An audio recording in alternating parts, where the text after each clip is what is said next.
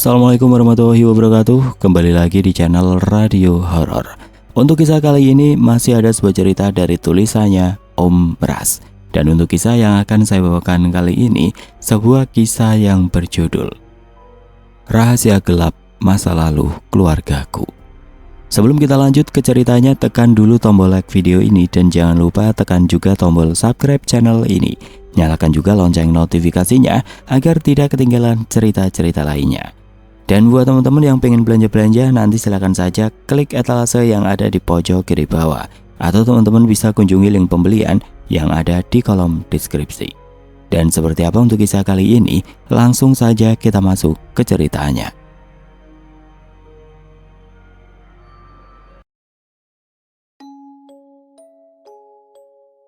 Nafasnya tersegal kala ia terbangun.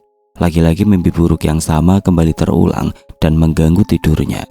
Baru saja ia akan meminum air putih yang berada di dalam botol. Suara teriakan histeris terdengar dari luar kamarnya. Cepat-cepat perempuan itu berlari keluar dan alangkah kagetnya, ia begitu melihat keponakan perempuannya sudah tergeletak bersimbah darah di bawah tangga. Darah keluar begitu banyak dari kepala dan hidung anak perempuan berumur 5 tahunan tersebut. Brak! Ia terduduk. Kaki bahkan semua bagian tubuhnya terasa lemas seketika. Dara adalah nama perempuan berusia 22 tahun yang sedang duduk di sebuah kursi di depan toko baju itu. Wajahnya terlihat sedih, helaan nafasnya terdengar berat. Dari raut wajahnya pasti dia sedang berada dalam suatu masalah. "Sudah lama menungguku?" tanya seorang perempuan lainnya yang baru datang. Ia mengenakan kaos merah dipadukan dengan jaket hitam dan celana jeans berwarna biru. Rambutnya yang ikal bergelombang tergerai indah. Sepintas wajah keduanya hampir mirip, namun mereka berdua sama sekali tidak memiliki hubungan darah. Dara yang sudah menanti sedari tadi lantas beranjak dari duduknya dan kemudian menggandeng tangan sahabatnya tersebut. "Kenapa? Anak Kak Indra meninggal." "Ah, meninggal? Kenapa?" "Aku pun masih tidak percaya. Dia meninggal karena terpeleset jatuh dari tangga. Sekarang kau percaya kan? Tidak ada anak perempuan di keluarga kami yang bertahan hidup lebih dari 5 tahun. Perempuan berambut ikal itu menghela nafas. "Tapi kau hidup kan?" Kali ini giliran Dara yang menarik nafas panjang. Matanya menatap lurus ke depan. "Selama aku hidup, sudah 7 kali aku menyaksikan sendiri keponakan-keponakan perempuanku mati. Dan semuanya tidak ada yang berusia lebih dari 5 tahun. Apa itu hanya kebetulan menurutmu? Lalu sekarang kamu mau apa?" "Aku akan mencari tahu penyebabnya," ujarnya mantap. "Caranya? Aku akan menemui Zainuddin hari ini. Dia pernah mengatakan kalau kakeknya adalah orang pintar dan sudah terkenal di daerahnya. Mungkin dengan cara itu aku bisa tahu kenapa aku bisa hidup lebih dari usia 5 tahun. Dan apa sebab semua keturunan perempuan mati sebelum usia 5 tahun di keluarga kami. Mungkin itu cuma kebetulan, Dar." "Kebetulan apa yang terulang sampai 7 kali? Ujar Dara dengan nada meninggi. Ia terlihat geram dengan perkataan sahabatnya yang seolah tidak percaya padanya itu. "Baik, aku minta maaf. Aku akan menemanimu menemui Zainuddin hari ini," ucap perempuan berambut ikal tersebut lembut. Setelah sampai di tempat yang dijanjikan, yaitu di pinggiran pasar, tidak begitu jauh terlihat seorang laki-laki berusia 25 tahunan dengan sepeda motor Satria F-nya tengah menunggu kedua perempuan tersebut. Laki-laki itu memakai celana jeans pendek dan jaket kain berwarna biru tua, bergambar tengkorak yang sudah nampak lusuh. Kalian datang berdua?" sapa si laki-laki yang bernama Zainuddin tersebut, atau yang selanjutnya akan kita panggil Zen saja. "Iya, kakekmu ada?" tanya Dara. "Ada, ayo naik." "Bertiga?" "Iya." Setelah kedua perempuan itu naik ke atas motor, Zen pun lantas segera melajukan motornya memasuki jalan desa yang kala itu aspalnya sudah rusak dan berlubang-lubang. Sekitar 10 menitan mereka tiba di sebuah rumah pinggir jalan. Zen memarkirkan motornya tepat di dekat pohon mangga yang saat itu sedang lebat-lebatnya berbuah. "Silakan masuk, kakekku ada di dalam," Tanpa bicara sepatah kata pun keduanya segera masuk mengikuti Zen. Di ruang tamu rumah itu terlihat ada 3 orang. Salah satunya adalah kakek tua dan 2 orangnya merupakan seorang wanita berusia 40-an dan laki-laki yang berusia sama. Kemungkinan mereka adalah pasangan suami istri. Mata Dara tertuju pada tangan kakek tua yang sedang memijit-mijit pelan kaki dari si laki-laki tersebut. Ia tersenyum dan terlihatlah gigi-giginya yang menghitam karena menyeri. "Nah, di situ sakit sekali. Aduh," ujar si bapak. Senyum si kakek semakin melebar kala ia mulai melakukan gerakan seakan sedang menarik sesuatu dari kaki orang tersebut. Dan plus, setelah tangannya ditarik terlihat beberapa buah kerikil dan akar-akar halus sudah berada di telapak tangan si kakek. Mata Dara melotot menatapnya seolah tidak percaya. "Bagaimana bisa? Tangan beliau yang tadinya kosong bisa ada kerikil sebanyak itu?" ujarnya yang bergumam tanpa sadar. "Itu kakekku sedang memulung penyakit, mengeluarkan apa yang dimasukkan oleh makhluk halus ke bagian tubuh orang untuk membuatnya sakit. Biasanya itu terjadi karena mereka dianggap mengganggu atau berkelakuan tidak sopan pada makhluk halus. Jadi makhluk-makhluk itu akan melemparkan apa saja pada orang tersebut, sehingga membuatnya jatuh sakit atau bahkan meninggal jika tidak segera diobati," ujar Zen. Kerikil dan akar-akar kecil itu diletakkan di dalam piring kaca. Lalu si kakek menyuruh si lelaki untuk meminum air dari dalam gelas yang sudah didoakan. "Bagaimana rasanya sekarang?" "Pusat kakinya sudah hilang, tapi masih ada sisa-sisa nyerinya." "Tidak mengapa, 2 atau 3 hari lagi juga akan sembuh. Yang penting batu sakitnya sudah hilang." Setelah itu kedua pasangan suami istri tersebut pun berpamitan untuk pulang. "Bikinkan minuman untuk teman-temanmu, Cu," ujar si kakek tanpa menoleh. Tangannya asik membelah pinang muda. Nini Tue adalah sebutan untuk kakek dalam bahasa Dayak Bakumpai, karena kakek Zen perantau yang berasal dari Kalimantan Tengah. "Perkenalkan, dia ini Dara yang sering saya ceritakan," kata Zen memperkenalkan Dara dan si perempuan berambut ikal bergantian. "Lalu wanita yang duduk di pojok itu siapa?" tanya si kakek seraya menunjuk ke arah sudut ruangan dekat pintu yang terlihat tidak ada siapa-siapa oleh ketiganya. "Mereka cuma berdua nih." Si kakek memicingkan matanya untuk mengamati sosok yang ia lihat, dan kemudian matanya melotot. "Astagfirullahaladzim." Angin yang terasa begitu dingin berhembus, membuat bulu kuduk mereka berdiri secara bersamaan. Suasana hening. "Maaf nih, apa saya boleh bertanya?" ucap Dara pelan. Si kakek mengangkat tangannya untuk mengisyaratkan agar Dara tidak bertanya apa-apa dulu. "Dia tidak bisa diusir, dia mengikutimu. Atau bisa dikatakan kalau dia ini adalah penjagamu," ujar si kakek setelah beberapa saat. "Apa kau pernah bermimpi tentang perempuan yang mengenakan kebaya kuning dan sebagian wajahnya rusak?" Dara melotot. Ia terdiam untuk beberapa saat. Iya, saya seringkali bermimpi melihat perempuan itu. Terkadang dalam mimpi itu dia menyeret saya, dan ketika saya terbangun, bagian tubuh yang disentuhnya di mimpi akan terasa kesemutan hebat." Si kakek menghela nafas panjang. Beliau kemudian memasukkan pinang kecil ke dalam mulutnya. "Setelah 40 tahun silam, baru kali ini aku menemui kasus yang sama. Dan bahkan aku sudah bersumpah untuk tidak akan pernah lagi berurusan dengan kutukan itu," gumam si kakek. Maksudnya?" tanya Dara segera mendekat kepada si kakek tua. "Pulanglah, aku tidak mau berurusan dengan kutukan itu lagi. Di sisa hidupku aku hanya ingin hidup dengan tenang," ujar si kakek. Mendengar jawaban si kakek yang terdengar aneh dan bahkan tidak menjelaskan maksud dari perkataannya apa, membuat Dara sedikit kesal. "Saya hidup, tapi jiwa saya terasa sudah lama mati. Saya selalu merasa sedih meskipun saat itu saya sedang bahagia. Saya hanya ingin hidup seperti orang lain, bebas, tanpa mimpi buruk yang hampir setiap malam menghantui saya." Si kakek memalingkan wajahnya dan menatap Dara dalam-dalam. "Kau sebenarnya anak yang baik, namun karena kesalahan masa lalu keluargamu lah, yang membuatmu harus menjalani hidup seperti ini?" ujarnya sebelum beranjak dan pergi meninggalkan ruangan itu. Zen yang melihat semuanya hanya mampu terbengong. Ia sendiri tidak menyangka jika kakeknya akan menolak untuk membantu memecahkan masalah Dara. "Beliau tidak biasanya seperti itu," ucap Zen ketika Dara beranjak dari duduknya dengan raut wajah lesu. "Apa kesalahan keluargaku di masa lalu sehingga membuat kehidupan kami jadi begini?" Zen menghela nafas panjang. Begitupun dengan si perempuan berambut ikal.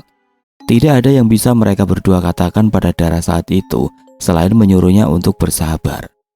Namun baru saja Zen mau mengantar kedua perempuan itu pulang, si kakek memanggilnya.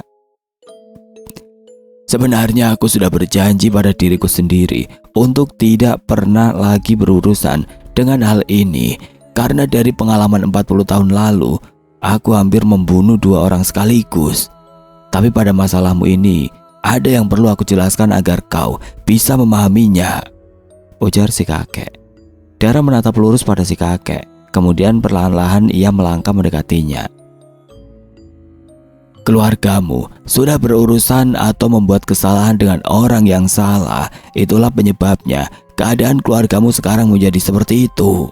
"Kesalahan yang seperti apa itu, Nik?" "Itulah yang aku tidak tahu. Kau harus mencari tahunya sendiri, dan jika kau sudah tahu, kembalilah kemari. Insya Allah aku akan membantumu." Dara menarik nafas panjang, ia mengangguk. "Tapi saya harus memulainya dari mana, Nik?" "Mulailah dari yang jarang berkomunikasi denganmu." Dara terdiam. "Nini saya, adik dari almarhum kakek, tapi beliau tidak pernah mau berbicara dengan saya." "Pergilah, temui dia. Aku yakin dia tahu sesuatu." 2 hari kemudian, pagi-pagi sekali Dara sudah bersiap-siap untuk pergi. Namun baru saja akan keluar dari pintu rumah, langkahnya terhenti begitu seseorang memanggil namanya dari belakang. "Dara?" "Iya, Mah. Mau kemana pagi-pagi begini?" "Aku ada janji sama Wawa, Mah." "Benarkah?" Dara tidak menjawab. Namun begitu ibunya menyodorkan bungkusan kecil dibalut kain berwarna hitam padanya, Dara langsung menepis. "Mama menemukan ini di atas mejamu. Kenapa jimat ini kau tinggal? Kau tahu kan, apa saja bisa terjadi padamu kalau kau meninggalkan benda ini?" Dara menghela nafas panjang. "Maaf, Dara lupa," ucapnya seraya mengambil jimat tersebut dari tangan ibunya. Ia tidak ingin masalah itu menjadi panjang lalu akhirnya akan membuatnya tidak bisa pergi. Setelah mendapat izin dari sang ibu, Dara pun berangkat menuju ke rumah nenek yang berada lumayan jauh dari daerah tempatnya tinggal sekarang. Singkatnya, Dara sudah sampai di depan rumah neneknya. Rumah yang terbuat dari kayu ulin tersebut nampak sangat kokoh, meskipun usianya sudah sangat tua. Perlahan Dara melangkah mendekati pintu. Tok tok tok. Beberapa lama ia mengetuk pintu tersebut berulang kali hingga membuat tulang jarinya terasa sakit. Namun tidak ada siapapun yang membukakan pintu. Padahal aroma masakan yang terbawa angin menembus hingga keluar rumah. Kret. Pintu terbuka sedikit. Seorang wanita tua muncul, tapi begitu ia melihat siapa yang ada di depan pintu, si nenek lantas kembali menutupnya. Namun Dara dengan sigap menahan pintu agar tidak tertutup. "Nik, izinkan saya masuk, Nik. Saya mohon," ucap Dara. "Mau apa kamu kemari, ah?" bentak suara wanita itu parau. "Ada sesuatu yang ingin saya tanyakan, Nik. Saya yakin Nini tahu tentang hal yang akan saya tanyakan." Brak. Pintu terbuka dengan lebar. Wajah si nenek menunjukkan rasa ketidaksukaannya pada Dara. Namun Dara tidak peduli. Perempuan muda itu pun melangkah masuk tanpa disuruh. Sementara si nenek langsung bergegas menutup pintu rumah itu. "Apa yang mau kau tanyakan?" "Apa yang sudah terjadi di masa lalu? Apakah almarhum kakek atau Nini pernah bermasalah dengan seseorang?" "Bukan hanya seseorang. Bisa dikatakan banyak orang yang tidak menyukai mereka karena..." Ucapan si nenek terhenti. Dara mengerutkan alisnya, penasaran. "Karena apa?" "Kurasa tidak ada gunanya membahas masa lalu. Lagi pula mereka pun sudah tiada. Sekarang lebih baik kau pergi dari sini." Aku tidak akan pergi sebelum Nini menceritakan semuanya. Kenapa semua anak-anak perempuan di keluarga ini, selain diriku, mati pada usia yang tidak lebih dari 5 tahun? Kenapa? Itu karma. Kutukan untuk keluarga ini, bentak si nenek. Wanita tua tersebut kemudian duduk di atas kursi rotanya. Ia menarik nafas dalam-dalam. Matanya mulai berkaca-kaca. Ceritakan nih, saya mohon. Isak Dara seraya memegang tangan nenek. Kakek dan nenekmu adalah pembunuh. Mereka meracuni orang-orang yang mereka anggap musuh. Sudah banyak korban-korbannya. Bahkan ada beberapa dari korban itu merupakan anak kecil yang tidak berdosa. Racun? Iya, mereka menggunakan kikiran gangsa untuk meracuni orang-orang. Racun itu tidak membunuh secara langsung, tapi menyiksa korbannya sampai mati. Hingga suatu hari, mereka bermasalah dengan Badrus. Laki-laki itu tahu kalau yang meracuni istrinya adalah nenekmu. Tapi sampai istrinya mati, dia tidak pernah mengatakan apapun. Namun semenjak saat itu, kehidupan kakek dan nenekmu beserta anak keturunannya mulai mengalami hal-hal yang sulit dijelaskan. Anak perempuannya mati satu persatu, hingga tinggal menyisakan ayah dan paman-pamanmu. Begitupun juga dengan anakku. Padahal aku tidak ada sangkut pautnya dengan perbuatan mereka. Tapi lihatlah, aku pun terkena imbas karmanya dari perbuatan biadab mereka terhadap orang-orang. Dara terduduk lemas di dekat kursi rotan nenek. Lalu kenapa hanya anak-anak perempuan yang mati? Kalau niat mereka memang untuk balas dendam atas perbuatan almarhum kakek dan Nini, kenapa mereka tidak sekalian saja memusnahkan keluarga ini? Aku pun berpikir begitu. Tapi kalau semuanya mati, itu pasti jauh lebih baik daripada melihat dan menyaksikan anak-anak cucu tersayang mati satu persatu. Dara tersentak. Lalu kenapa saya bisa hidup sampai saat ini? Kau sendiri pun pasti tahu jawabannya. Apa menurut Nini, semua ini bisa diakhiri? Entahlah, jawab si nenek seraya beranjak dari duduknya. Ia membukakan pintu dan langsung menyuruh Dara untuk pulang. Dalam perjalanan pulang, Dara terus memikirkan apa yang diceritakan neneknya tadi. Meski sudah hampir pukul 5 sore, Dara tidak langsung pulang. Ia kembali melanjutkan perjalanannya menuju ke rumah Zainuddin dengan berjalan kaki. Sesampainya di halaman rumah itu, tubuh Dara ambruk. Saat terbangun, ia sudah berada di atas sebuah kasur dengan kain basah yang menempel di dahinya. Tidak jauh dari tempat tidur itu terlihat Zain tengah duduk dan mengobrol dengan kakeknya. Perlahan-lahan Dara bangun. Zain beranjak ke arahnya dan membantu perempuan itu. Dengan terbata-bata di sela isak tangisnya, Dara menceritakan semuanya pada si kakek. Kakek Zain nampak mengelus dadanya mendengar cerita tersebut. Satu-satunya jalan agar keluargamu terbebas dari semua ini adalah dengan cara meminta maaf pada keluarga orang-orang yang pernah menjadi korban dari kejahatan kakek dan nenekmu. Saya tidak tahu sekarang mereka di mana, ucap Dara bergetar. Si kakek menarik nafas panjang. Ia mengangguk paham akan keadaan dan posisi Dara saat itu. Zainuddin akan membantumu mencari mereka. Sekali lagi, kau harus kembali ke rumah nenekmu untuk menanyakan nama orang-orang yang pernah menjadi korban racun kikiran gangsa tersebut. Zainuddin menatap Dara. Ia mengangguk. Malam itu Dara pulang diantar oleh Zain. Di depan rumah kedua orang tuanya sudah menunggu. Dan belum lagi Dara turun dari motor Zain, ayahnya sudah menarik perempuan itu dengan keras, membuat Zain pun terpaksa ikut turun untuk memberikan penjelasan pada orang tua Dara. Mereka bertengkar hebat malam itu. Dara dimarahi habis-habisan. Namun begitu Zain angkat bicara dan menjelaskan semuanya dengan nada setengah berteriak, kedua orang tua Dara terdiam dan saling tatap. Sejak kapan kau tahu tentang semuanya, Dar? Tanya ayahnya melunak. Dara pun akhirnya menceritakan apa yang sudah ia ketahui pada orang tuanya. Hari itu merupakan hari ketiga bagi Dara untuk mencari keberadaan Badrus. Akan tetapi mereka tidak juga kunjung menemukan orang yang bernama Badrus. Hingga pengunjung senja, mereka tiba di sebuah rumah terpencil berdinding triplek, yang menurut orang-orang di desa itu penghuninya bernama Badrus. Dara dan Sen berjalan ke arah rumah yang di halamannya dipenuhi dengan rumputan yang menjulang tinggi. Sebelum mereka mengucapkan salam, pintu rumah terbuka lebar. Seorang laki-laki renta seumuran dengan kakeknya Sen menyapa mereka dengan hangat. "Aku tahu kau akan datang. Sayangnya, Badrus adikku sudah meninggal 10 tahun yang lalu." Tubuh Dara kehilangan keseimbangan hingga membuatnya hampir saja terjatuh andai Sen tidak cepat-cepat memeganginya. Wajah Dara seketika menjadi pucat. "Saya memohon, tolong maafkan kesalahan kakek dan nenek saya di masa lalu. Saya tahu kata maaf saja tidak akan cukup untuk apa yang sudah keluarga saya lakukan terhadap keluarga kakek," isak Dara. Si kakek tersenyum dan kemudian beliau mengajak keduanya untuk masuk ke dalam rumahnya yang tidak seberapa besar itu. Bahkan di dalam rumah itu tidak ada kasur, hanya ada kelambu lusuh yang berukuran kecil dan 2 buah gelas serta piring seng yang sudah mulai berkarat. Dara tidak kuasa menahan tangisnya melihat keadaan rumah si kakek tersebut.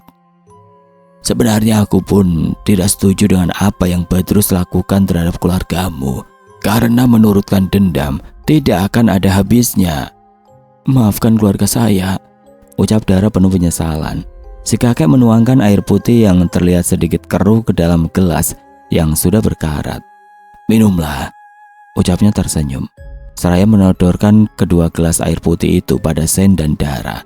Tanpa ragu Dara langsung meminumnya, berbeda dengan Sen yang hanya melihat gelas itu tanpa menyentuhnya. Beberapa saat kemudian, setelah meminum air tersebut, Dara batuk-batuk, darah keluar dari mulutnya, membuat Sen panik seketika. "Ya Allah, kau kena umpan!" Racun mistis berbentuk minyak yang di sebagian tempat wilayah Pulau Kalimantan masih menyimpan benda tersebut, dan setiap pada bulan-bulan tertentu antara Safar atau Muharram, mereka yang mempunyai minyak racun akan mencari korban, biasanya di warung-warung atau pada tetangga dan lain-lain. Bila racun itu tidak mendapatkan korbannya, maka keluarganya si pemilik harus siap-siap menjadi korban. Di tempat Om masih banyak yang punya umpan seperti ini.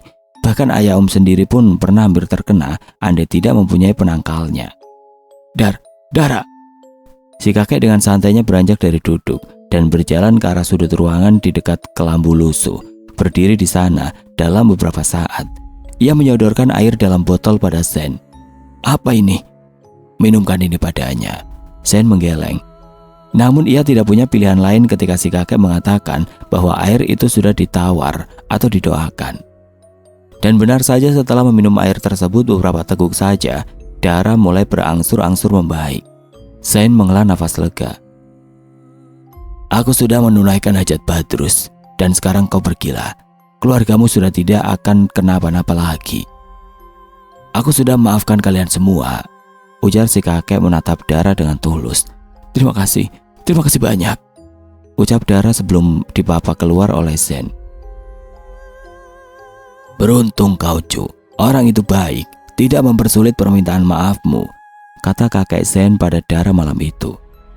"Baik apanya, Dara malah dikasih umpan, dan andaikan saya juga ikut minum air itu, pasti saya juga kena." Si kakek tersenyum. Tangan-tangan tuanya masih asik membelah pinang-pinang muda untuk ia menyiri. "Itu dari sudut pandangmu yang tidak tahu alasan berbuat seperti itu. Kalau aku lain, aku tahu maksudnya. Apa alasannya?" "Sudahlah itu, jangan membahasnya lagi. Yang pasti maksudnya itu baik. Dan kalau tidak, mana mungkin dia memberikan penawarnya, betul kan?" "Mana jimatmu?" tanya si kakek pada Dara. Dara menatap Sen, lalu kemudian ia mengambil sesuatu dari dalam kantongnya dan memberikan benda kecil itu pada kakek. Si kakek menggenggam erat jimat tersebut, lalu kemudian membacakan doa-doa dengan mata tertutup. Terakhir beliau meniupkan nafasnya melalui mulut pada benda itu, lalu angin dingin menyeruak masuk melalui celah-celah di atas pintu. Dara merasa seperti ada sesuatu yang ditarik dari dalam tubuhnya, sesuatu yang menolak untuk keluar, namun entah apa bentuknya, karena Dara hanya bisa merasakannya saja. Kemudian si kakek membakar ujung kain yang membungkus jimat tersebut. Asap hitam membumbung dalam sekejap dan tiba-tiba saja Dara muntah-muntah. Ia memuntahkan 19 bola kecil seukuran ujung kelingking bayi. Baunya busuk dan menyengat. Setelah semuanya ia muntahkan, tubuh Dara ambruk. Zain berusaha membangunkan perempuan itu dengan cara memanggil-manggil namanya. Sementara si kakek memungut bola-bola kecil yang dimuntahkan Dara tadi. Setelah beberapa saat kemudian, Dara sudah sadar. Ia merasakan tubuhnya agak lain dari biasanya. Ia merasa tubuhnya menjadi lebih ringan dan nyaman. Kau tidak membutuhkan benda itu lagi. Jadi aku melepaskannya. Mulai sekarang kau tidak akan diganggu oleh sosok wanita itu lagi. Kau bebas sekarang. Terima kasih, Nik. Terima kasih banyak. Jangan berterima kasih padaku. Tidak banyak yang aku lakukan. Aku hanya membantumu membuang jimat tersebut. Dan yang membebaskanmu dari semuanya adalah laki-laki tua yang kau temui tadi, ucap si kakek. Seminggu setelah kejadian itu, Dara sekarang nampak sudah banyak perubahannya. Wajahnya ceria dan berseri-seri, ditambah lagi kini ia sudah resmi berpacaran dengan Zain. Laki-laki baik yang selalu ada untuknya kapanpun itu. Namun ada hal yang terlambat diketahui Dara, yaitu kakek yang merupakan keluarga Badrus satu-satunya itu sudah meninggal dunia. Dan hanya berjarak sehari setelah kedatangan Dara ke rumahnya. Dara terduduk lemas. Ia menatap kasur busa yang ia sudah belikan untuk si kakek. Tapi apa daya, ternyata kakek itu sudah pergi untuk selama-lamanya. Setelah agak cukup tenang, Zain kemudian mengajak Dara untuk segera pulang.